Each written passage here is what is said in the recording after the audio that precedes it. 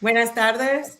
Bienvenidos a su programa de María y tú, que se transmite a través de la plataforma de Creciendo Contigo Mujer, la radio católica online para la mujer, porque ser mujer es un privilegio, porque en tu vientre se gesta la vida, porque eres esa luz que ilumina a quienes tienes a tu alrededor. Mi nombre es Lorena Granados y hoy tenemos un programa muy especial, lleno de fe, esperanza y sobre todo de preparación espiritual. Nos acercamos a un acontecimiento histórico que marcará a la Iglesia y al mundo entero, los 500 años de las apariciones de Nuestra Señora de Guadalupe. Hoy hablaremos de este gran proyecto llamado Guadalupe 500, una invitación a preparar nuestro corazón para este aniversario tan importante. Y para ello tenemos un invitado especial. Hoy nos acompaña Jorge Alarcón Alfaro, que es un hombre de fe, de familia y de acción. Buenas tardes, Jorge. Lore, ¿cómo estás? Buenas tardes, gracias por la invitación y buenas tardes a todos. Con mucha alegría de que toquemos este tema, Lore. Sí, yo les voy a dar un poquito del currículum de Jorge, pero primero, si les parece, empezamos con la oración al Espíritu Santo. Nos ponemos en presencia del Padre y del Hijo y del Espíritu Santo. Amén.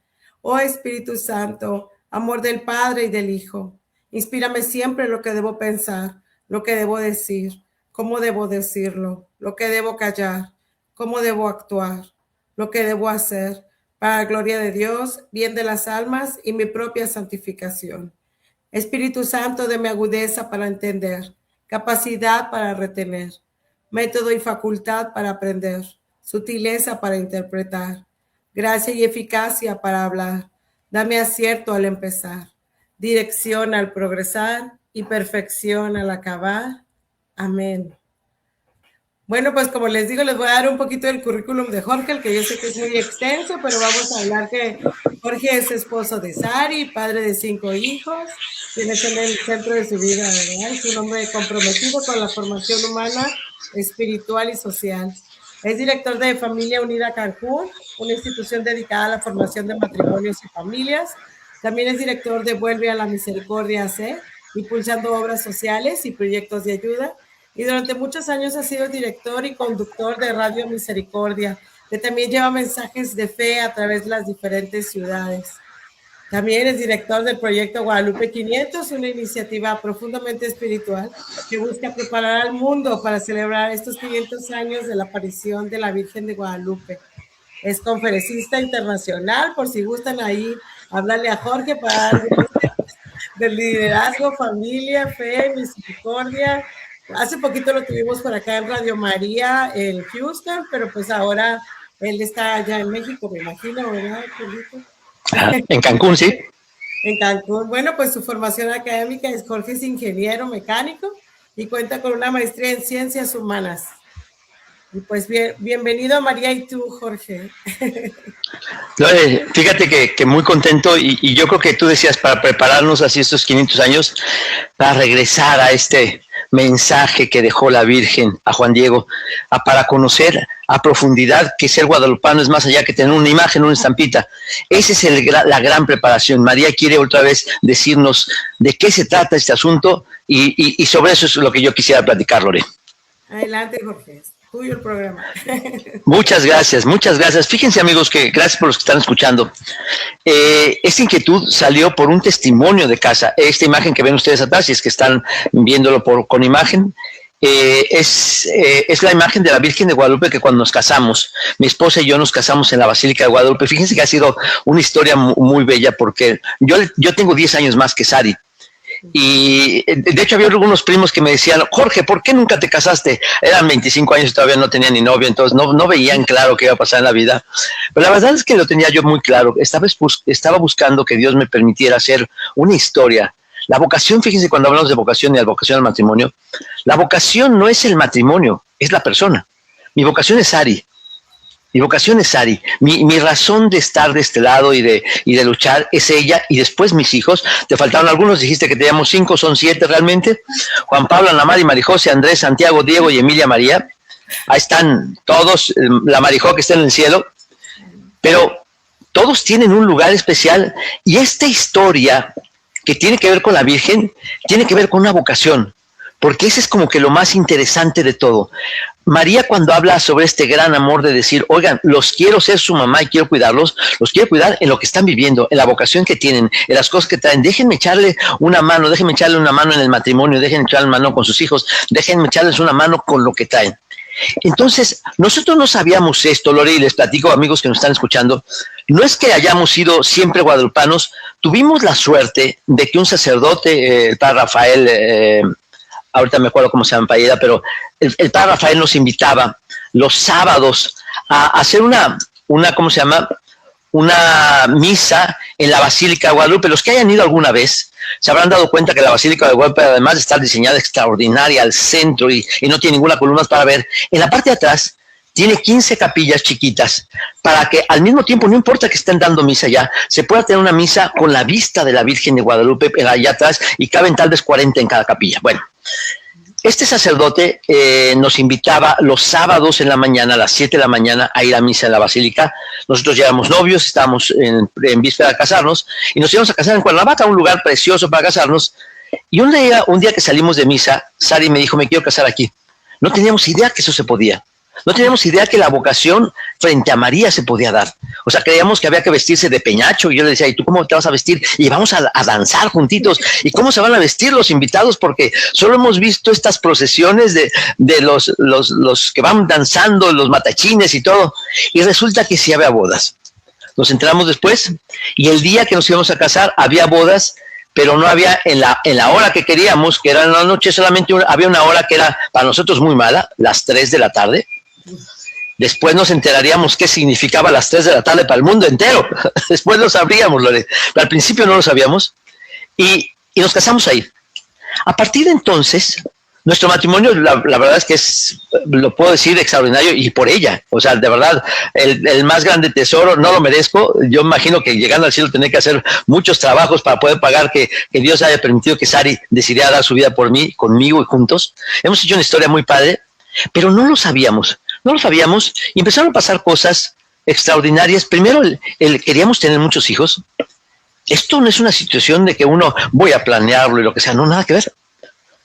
Después de que llevamos la imagen de la Virgen de Guadalupe a la casa, al departamento donde vivíamos, empezamos a plantearnos esa idea de sería precioso tener una familia de muchos hijos. Desde que nos íbamos a casar, sería precioso.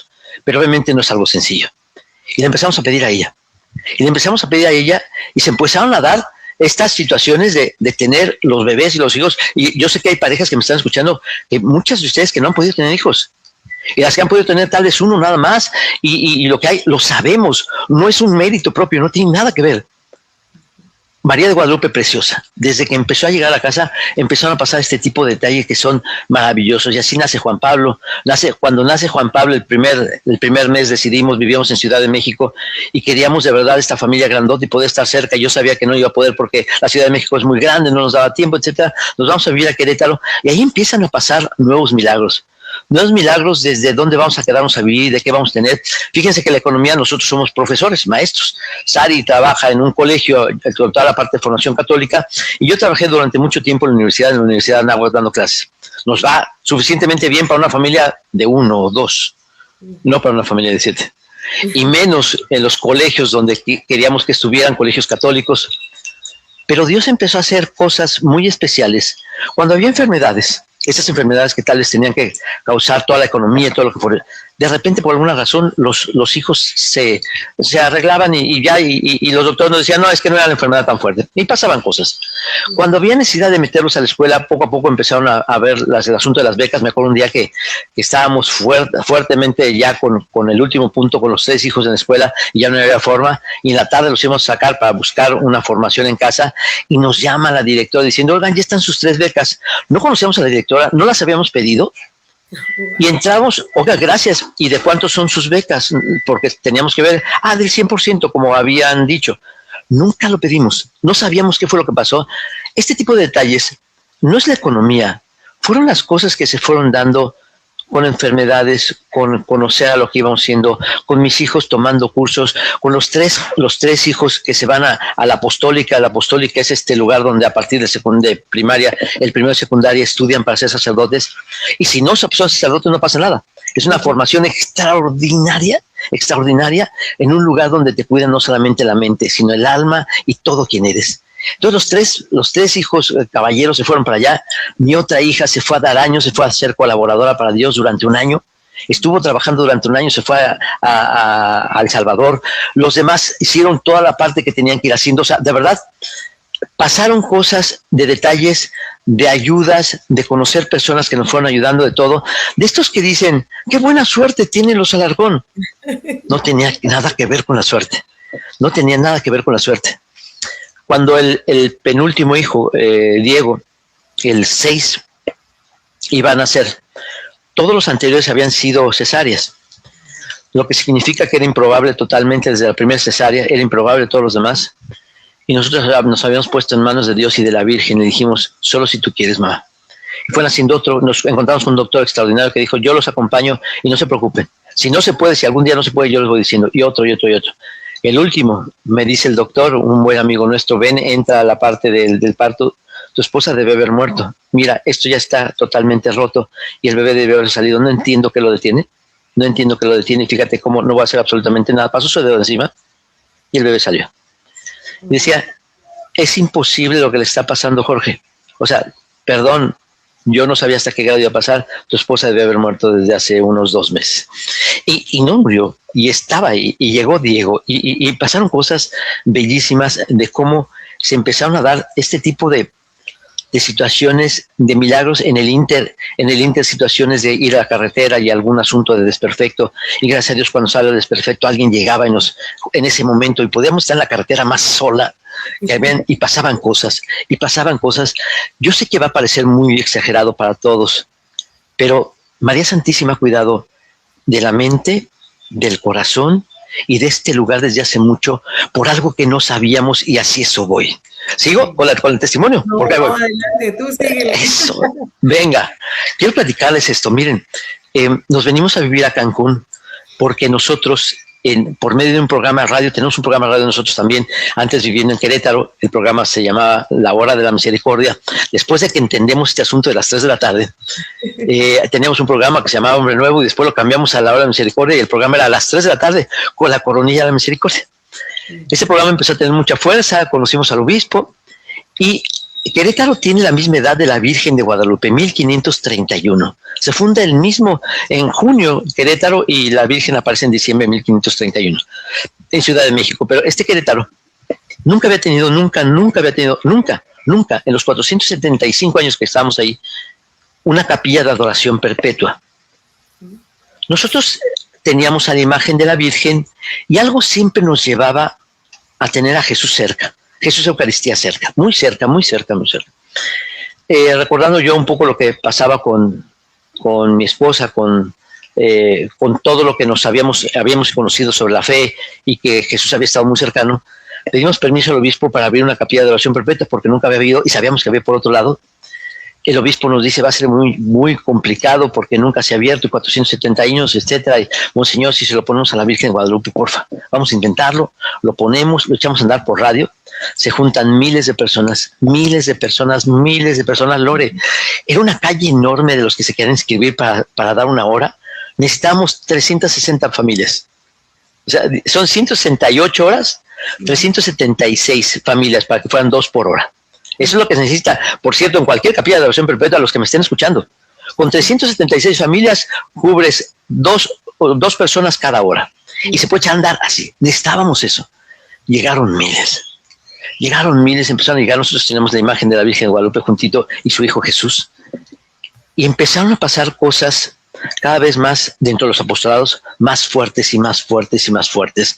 La Eucaristía nos empieza a mover hacia acá. Y tengo que decir por qué voy a hablar de la Eucaristía, porque resulta que María es el sagrario más bello de todos. Pero no lo sabíamos, Lore. Y se empezaron a juntar estas dos cosas. ¿Dónde nos cae en cuenta todo? Era 10 de mayo del 2016. Ya habíamos llegado a vivir a Cancún. Habíamos dejado Querétaro porque nos invita a la universidad a venir a trabajar para acá. Y nos encanta siempre ponerle un poco de sabor y de picante a las cosas y decir, bueno, soltemos todos y vámonos a ver qué pasa. Y Cancún se oía muy bien. Llegamos para acá. Conocemos al obispo. Seguimos con el programa de radio. Comenzamos a gestionar algunas capillas de adoración perpetua. A ver si logramos una por acá. Y en un 10 de mayo, un año después de que habíamos llegado, el obispo, Monseñor Pedro Pablo, obispo de Cancún, que acaba de morir hace 2 meses, 3 meses, se entera, primero, de que estábamos empujando por la radio de las capillas de oración, y segundo, de que nos habíamos casado en la basílica y que teníamos una imagen. Nos habla porque tenía nuestro teléfono, porque nosotros lo entrevistábamos para la radio, pero don Monseñor y todo lejano nos habla. A ver, Jorge, sé que tienes una imagen. Sí, voy a rezar el rosario ahí, 10 de mayo en tu casa. Oh, ok, era grandotote, Monseñor, pero un 80, ¿y cómo le dices que no? Yo soy chaparrito, ¿no? Y Monseñor llegó y se vino aquí de rodillas frente a esta imagen que estás viendo aquí. Nosotros alrededor llegaron los amigos cuando dijimos, viene el obispo a rezar el rosario aquí. O sea, era un acontecimiento extraordinario, nunca lo habíamos pensado, de verdad. Un obispo en nuestra casa, Lore, o sea, nada que ver. Se viene, reza, una gran bendición enorme. Toma, me dice, prepárame algo para agua para ir bendiciendo toda la casa. No me preguntó si la habían bendecido o no, porque él venía a bendecirla, no importa quién la haya bendecido. La bendijo y después se viene para acá cuando estamos todos y frente a la imagen nos junta y dice, vengan para acá. A ver, Jorge, tú me has platicado algunas cosas que han pasado en tu casa.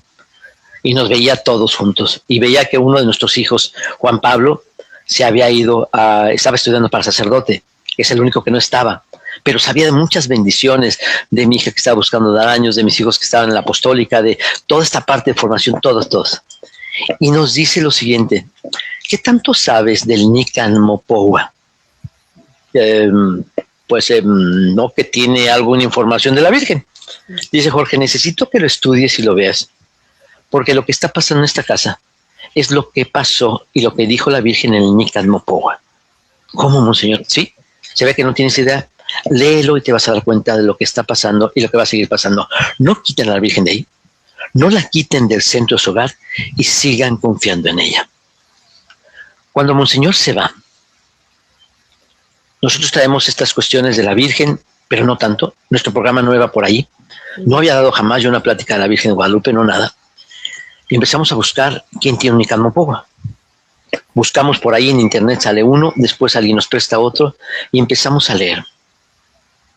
Y poco a poco nos empieza a caer el 20 de lo que estaba pasando en nuestro hogar. La Virgen en un momento dado le dice a Juan Diego, que es plática, y amigos que sigan, no pierdan estas 3 cosas porque son la base del mensaje.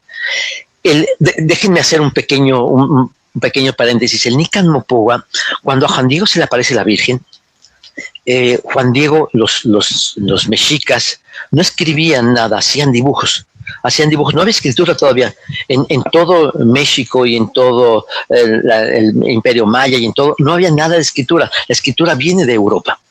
Entonces nunca se había escrito nada jamás, y todo era por memoria.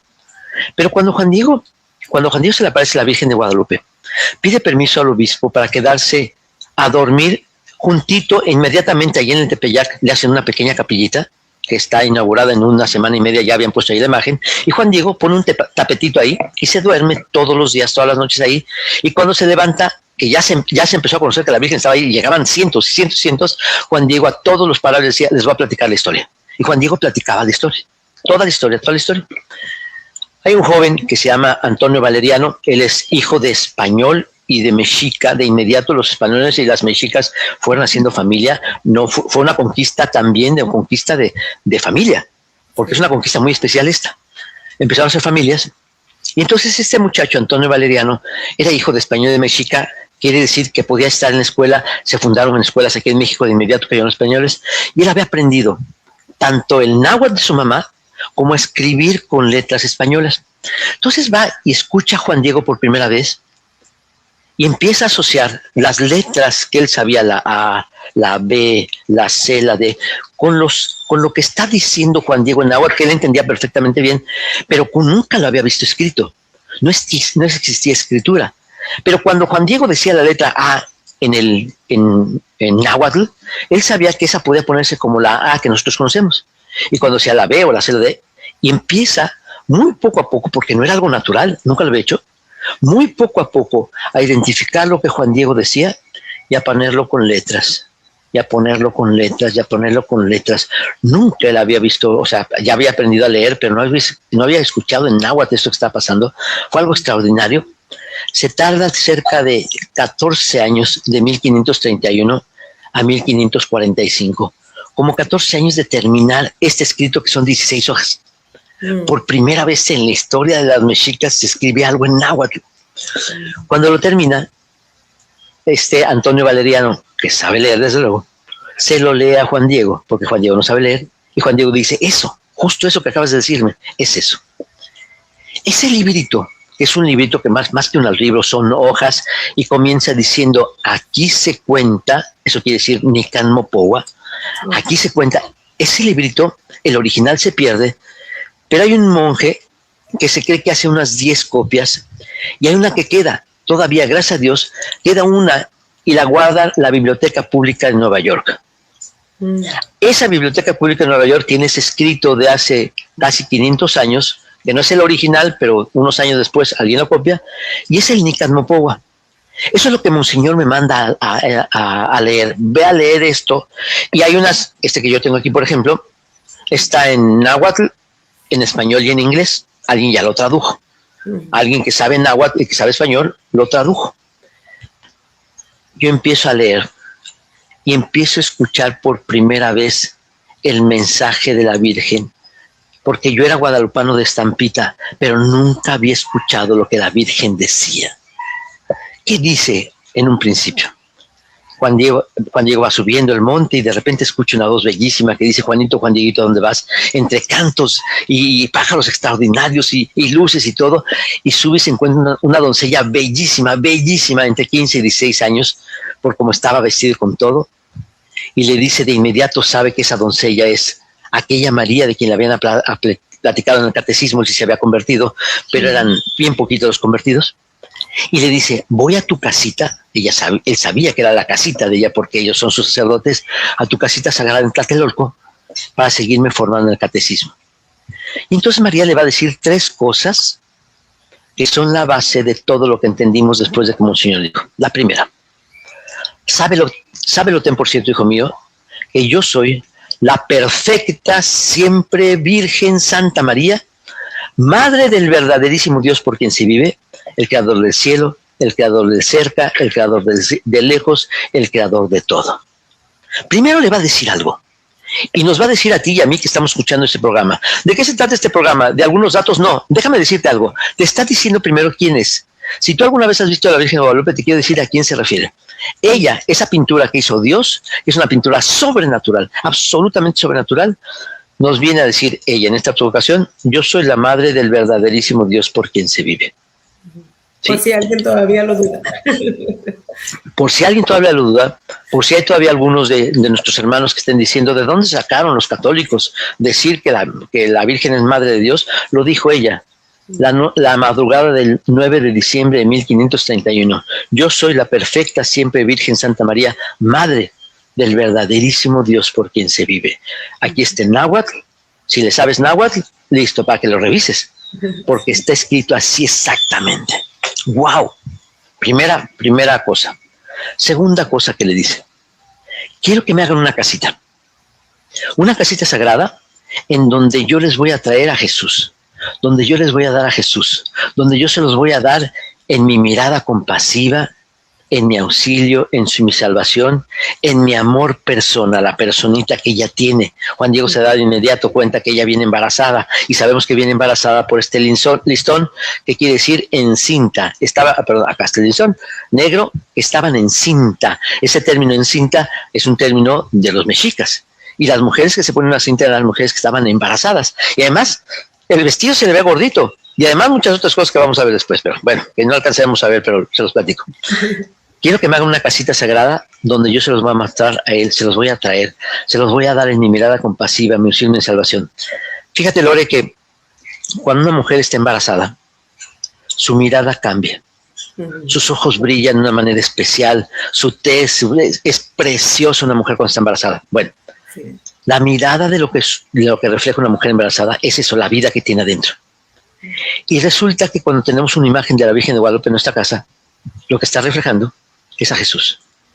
Para aquellos que creen que la Virgen y que se nos olvidó Jesús, quiero decirte que no solamente no se nos olvidó, ella está embarazada y ella es el sagrario más bello que existe en el universo.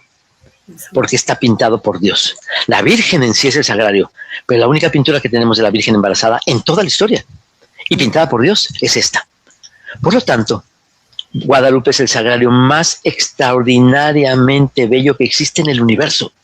Si de alguna manera quieres adorar a Jesús, puedes adorarlo aquí en la pancita de María. ¿Ok? Quiero que me haga una casita sagrada y ahí yo les voy a traer a mi hijo y les voy, porque dice una segunda parte, y yo les voy a escuchar y a remediar todas sus penas y sus miserias. Y yo les voy a escuchar y remediar todas sus penas y sus miserias. Y le daba vuelta a lo que decía Monseñor. Eso es lo que hicimos. Cuando María llegó, a María la pusimos como esa, como la madre del verdaderísimo Dios, porque en Sevilla la pusimos como una especie, lo entronizamos. Y este lugar, amigos que están viendo, Lore que están viendo, esta es nuestra casa aquí en Cancún, este es el corazón de nuestro hogar. Aquí en esta pared está la Virgen, y este lugar, no importa que haya recámaras por allá, y que ahí esté el perro, y que allá esté un coche, y que haya, no importa lo que haya. Este lugar de aquí atrás es el corazón de mi casa, por mucho. Cuando nos acercamos, entramos con una especie de lugar santo. Yo sé que puede parecer extraño para muchos, pero de verdad, María lo hace. Es impresionante su presencia, su fuerza, su amor. En este lugar hemos venido a pedirle muchísimas cosas. Hemos estado de rodillas rezando el rosario para pedir por nuestros hijos. Aquí, nuestros hijos, los primeros que estaban, porque la sexta, nuestra hija chiquita, que está allá sentada, que se llama Emilia, nuestra hija es una hija preciosa del corazón. Y los 5 pelados estos, cuando nosotros ya no podíamos por la cesárea, la última cesárea, el doctor nos dijo, pero no hay nada que hagan, no hay forma, se va a morir. Yo les explicaba eso a mis hijos, y mis hijos, que son más tercos que su papá, pero de verdad no saben cómo, venían aquí frente a ella a decirle, Virgencita, queremos una hermanita. Virgencita, queremos una hermanita. Virgencita, queremos una hermanita. Y esa hermanita preciosa que está aquí enfrente es el tesoro más grande que tenemos en la casa. Porque gracias a eso y a la petición, la Virgen llegó. Pero sigo resumiendo esta parte. Los que me hagan mi casita sagrada, ahí yo les voy a traer a Jesús, les oiré todas sus penas y les remediaré todas sus necesidades. Monseñor lo decía y no lo sabíamos, ya estaba pasando. El tercer mensaje que dice la Virgen de Guadalupe, porque en verdad yo quiero ser su mamá compasiva, tuya, Juan Diego, y de todos los hombres que están en esta tierra en uno, que era todo este México, que incluye, por cierto, Texas. Incluye todo, o sea, nadie de los de allá y muchísimos de aquel lado estaban en este territorio, así que no se salvan de esta. María sigue queriendo ser tu mamá, y muchos que se han ido de aquí para allá, mamá quiere decir mamá, quiere estar como mamá, y decía lo siguiente: yo soy y quiero ser su mamá compasiva, pero les pido 3 condiciones: los que me busquen, los que me clamen y los que en mí confíen. Así lo tiene el Nicanpoa: los que me busquen, los que me clamen y los que en mí confíen. Sin quererlo, nosotros buscar ese encuentro. ¿Dónde está la Virgen de Guadalupe? Pues en la pared, en esta pared, ahí está, ya la encontramos, buscamos. Clamar era decirle. Y solíamos venir a pedirle: oye, mamá, ¿nos echas la mano con esto? Oye, mamá, vamos a irnos de vacaciones, ¿nos cuidas? Oye, mamá, no sé qué tanto, tal. Le hablábamos así y confiábamos en ella. Entonces, sin querer, Lore, toda esta historia que ha pasado de maravillosa, de la familia, de los hijos, de las escuelas, de las enfermedades, de resolver situaciones, de que se mantiene el amor como esposos. Esto parece un milagro ya en estos tiempos, de que yo amo, pero con locura, a mi esposa, de verdad, y no quiero que se me acabe la vida sin tratar de demostrarle que nadie la pudo haber amado más que yo. Y sé que es todavía una chamba que está ahí pendiente, pero ¿saben de dónde sale ese amor? Aquí está, acá atrás. ¿Sabes quién nos presta el corazón a ella? ¿Quién le presta el corazón a mis hijos porque siempre están haciendo proyectos sociales, lo que sea? Es ella. ¿Quién les da esa caridad, lo que sea? Es ella. En este hogar, Lore, han pasado cosas de estas extraordinarias y siguen pasando cada vez más. Entonces, esta primer parte de lo que les quiero platicar viene precisamente con eso. Es un testimonio de lo que pasó en esta casa, que no nos dábamos cuenta que estaba sucediendo, que es muy grandote, y si yo les platicara tantas cosas que han sucedido, no me daría tiempo. Milagros concretos en enfermedades, en situaciones, en choques, no saben, no podemos tener tanta suerte, no existe tanta suerte, no la hay. Las siguen teniendo, todos mis hijos están con beca, no lo merecemos. Y pasa uno y pasa otra cosa y alguien nos llama y nos dice, y alguien nos dice, oye, no te conozco, mijo, no me preocupa, pero yo sí te conozco, así que ve que se acabó. Y no me protestes, está bien, ¿no? Vamos a hacerlo. Y pasan cosas como estas que son mucho de la Virgen. ¿Por qué estamos saliendo a dar pláticas? Por una razón, Lore. Vemos familias en las cuales María podía actuar y hacer tantas cosas y no se dan cuenta. Vemos familias, vemos personas que están con una necesidad enorme. Vemos a nuestros hermanos desde acá, desde Cancún, desde México. Vemos a nuestros hermanos en Estados Unidos que están luchándola, que están buscando lo que sea. Y queremos decirles desde acá, oigan, déjame decirte, hay un gran tesoro si te atreves. Si te atrevieras a la sala de tu casa, es que ahí tengo la televisión, va a venir el mundial, ponla a un ladito, mijo, de verdad, no pasa nada.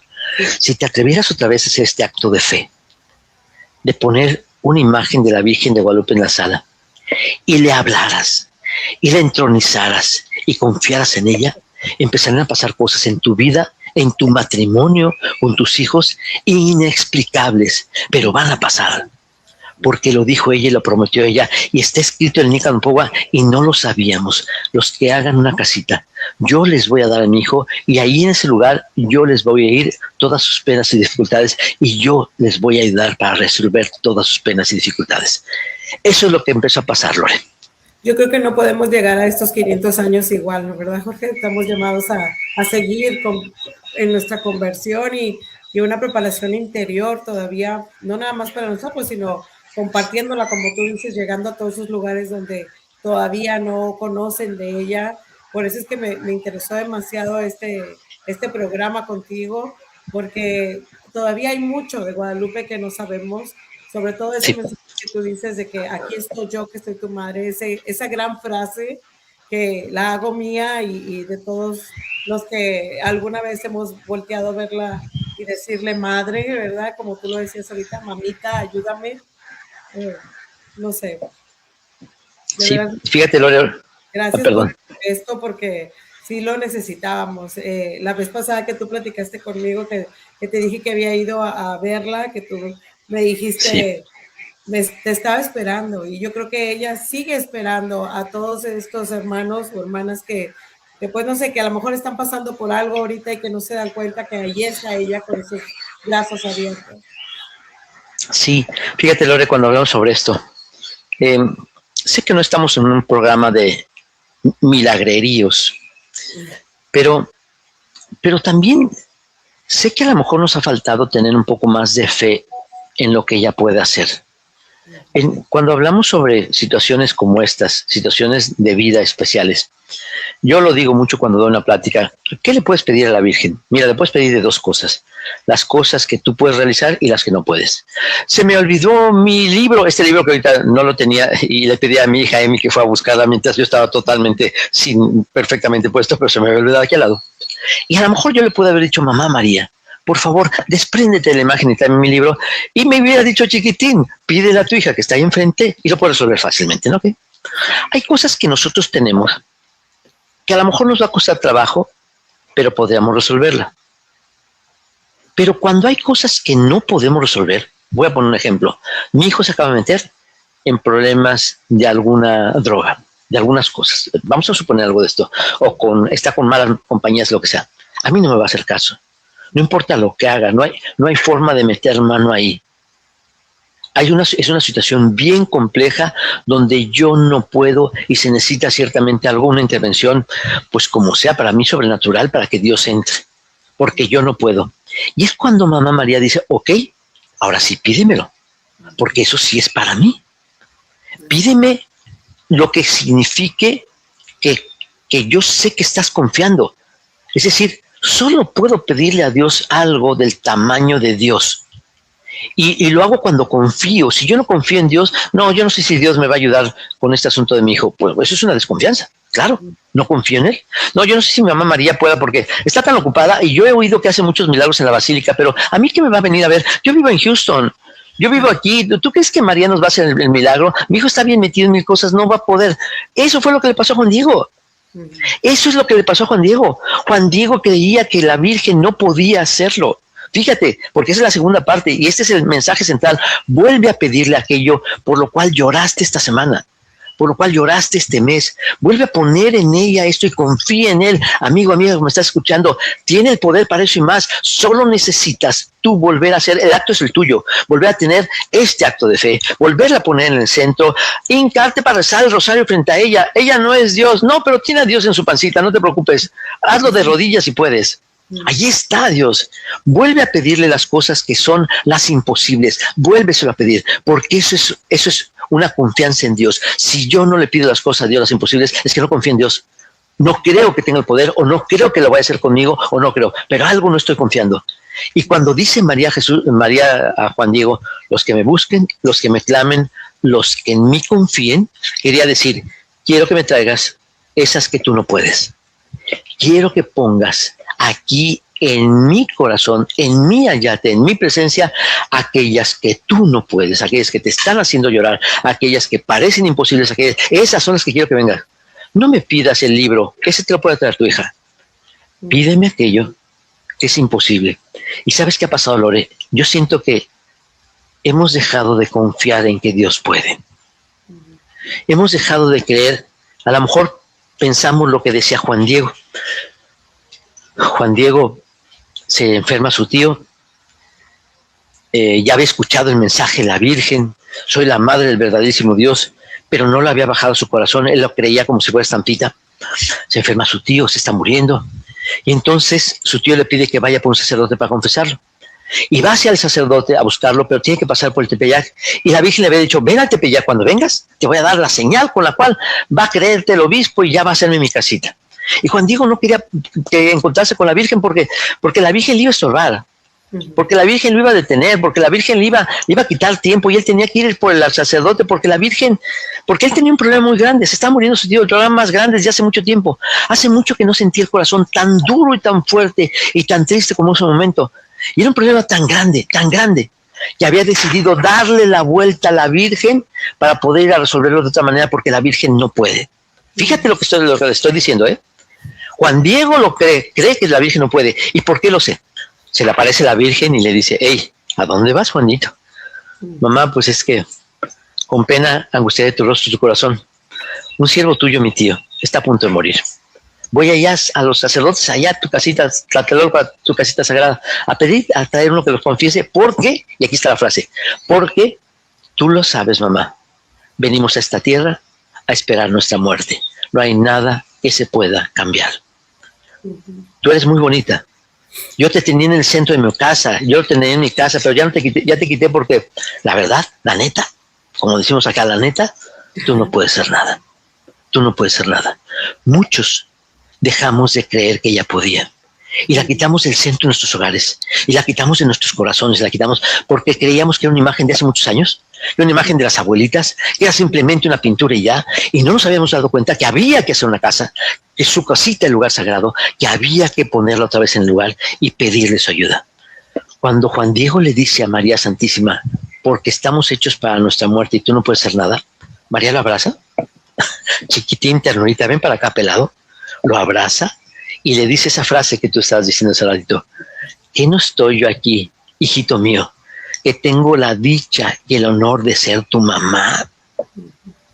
¿Sabes de quién te había dicho que era mamá, verdad? ¿Sabes el poder que eso significa, verdad? ¿Y sabes que soy tu mamá también? ¿Que no estoy aquí, que soy tu mamá? ¿Que no estás acaso en mi regazo? ¿Que no estás en el cruce de mis brazos, en el hueco de mi manto? En el hueco de mi manto está Jesús. Yo te traigo para acá con Jesús. ¿Qué no estás aquí, Juan Diego? ¿No entendiste todo lo que dije? Tú que traes problemas, estos problemas que son enormes, ¿no entendiste el mensaje? ¿Qué no te das cuenta que soy tu mamá y que te voy a cuidar siempre? Y le dice que no te vuelva a preocupar nunca, nunca más te vuelva a preocupar nada, porque estoy contigo. Y en ese momento María se biloca, si se va a dos lados, se queda ahí con Juan Diego abrazándolo, pero se va donde está el tío y lo cura absolutamente de todo lo que tenía. Hasta le salió cabello, yo creo, y hasta lo dejó peinado. Seguramente algo pasó porque la Virgen lo dejó maravilloso y regresa con Juan Diego y le dice, tu tío ya está bien, no va a morir, no te preocupes.